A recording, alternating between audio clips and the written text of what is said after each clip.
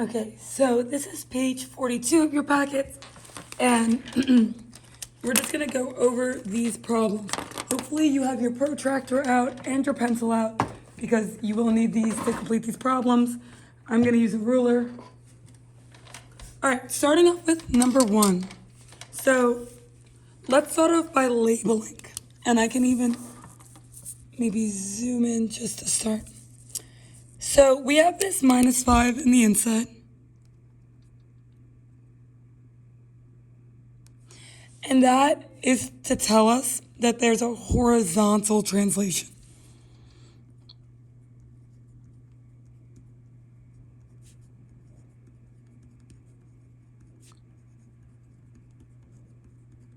Horizontal shift, and you're supposed to do the opposite sign. So instead of a -5, it would be +5, which means horizontal shift right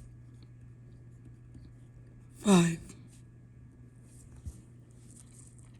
So I'm gonna go, and instead of putting my points at the origin, I'm gonna go right 5, 1, 2, 3, 4, 5.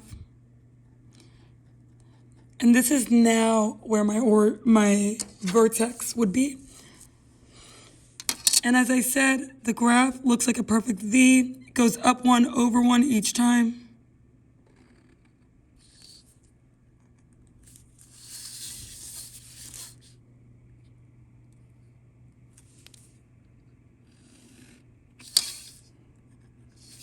So this is my graph. All right, number 2. So let's start off by labeling what this translation would be. I have a -5, and this is for vertical shift. Anything on the outside of those absolute value bars. The sign stays the same, so this would be down 5. So I go to my origin, and I go down 5. And that's where my vertex will be. Again,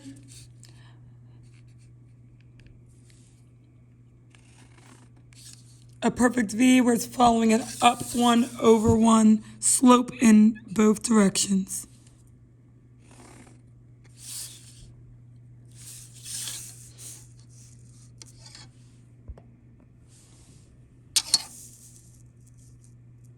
All right, you can pause the video at any time just so you can yourself try these problems. Number 3, the only thing I'm worried about here is this negative sign. And anytime there's a negative sign out in front of the bars, that is to tell you that there's been a reflection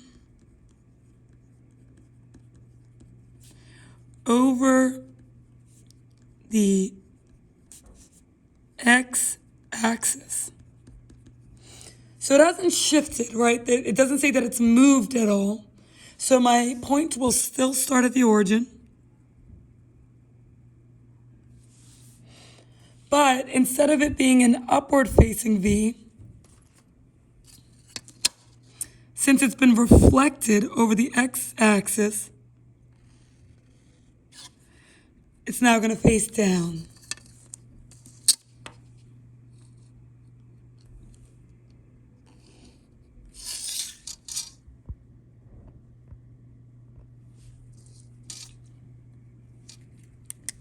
And that's it. Finally, number 4, we got 2 things going on. I have this +2, and remember, anything inside the absolute value bars, you're supposed to do the opposite sign.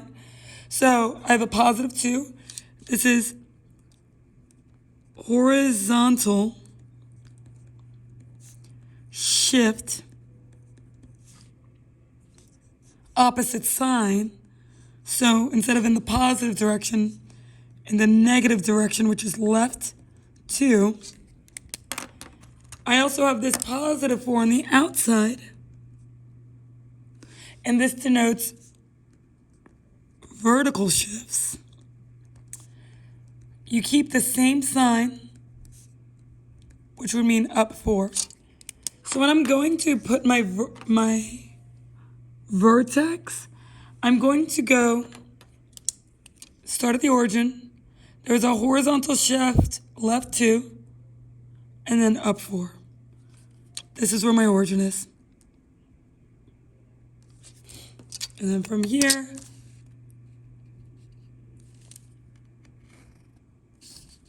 your regular facing V.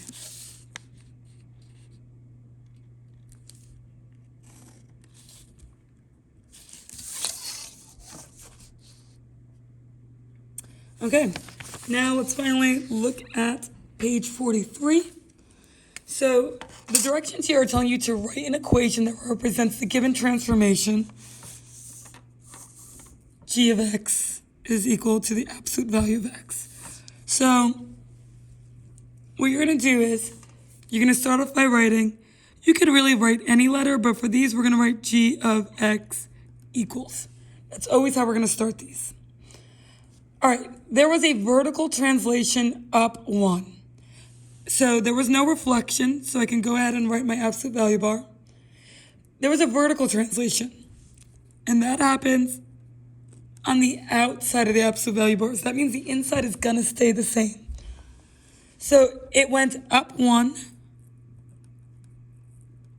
which means the sign is kept the same.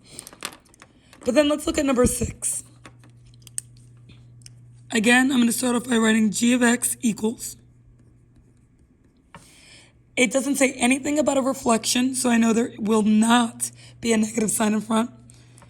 There is a horizontal translation to the left 6. That happens inside the absolute value bars, right? That's where our horizontal translations happen.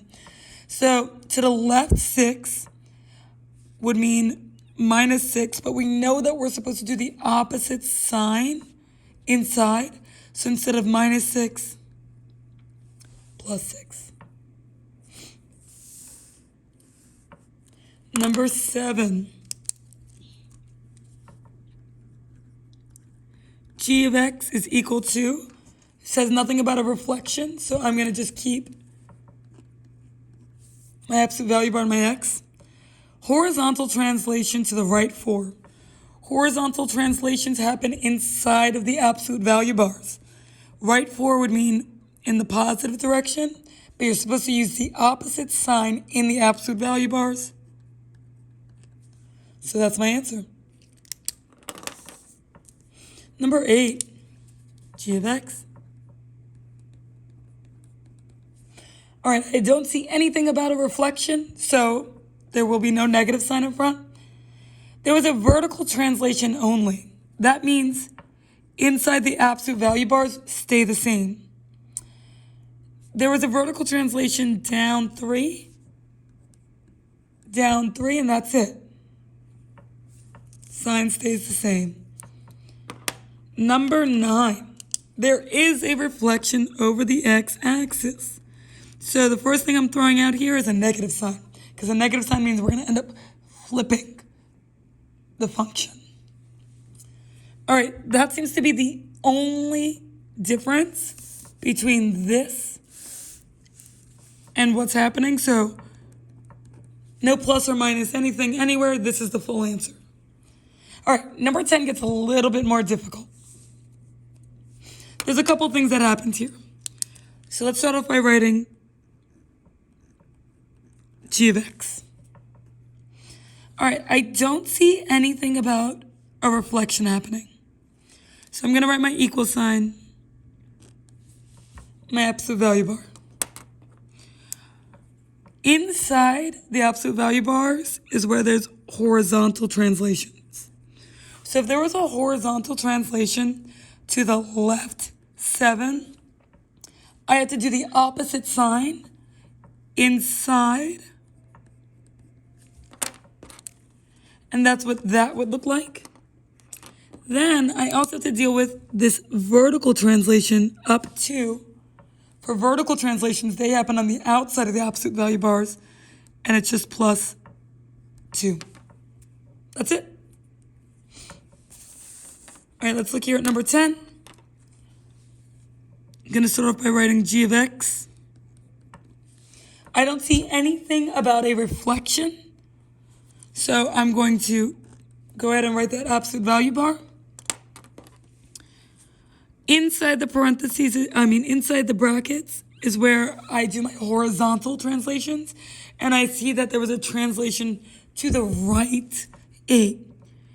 Right 8 means in the positive direction. But remember, inside the absolute value bars, you have to do the opposite sign.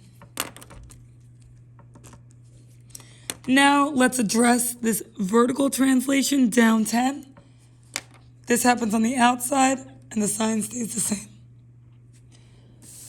Let's look here at our last problem, number 12.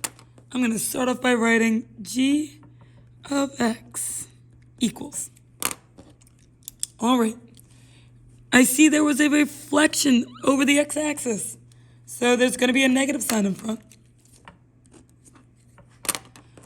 I see that there was a horizontal translation to the right one, but we do opposite signs, so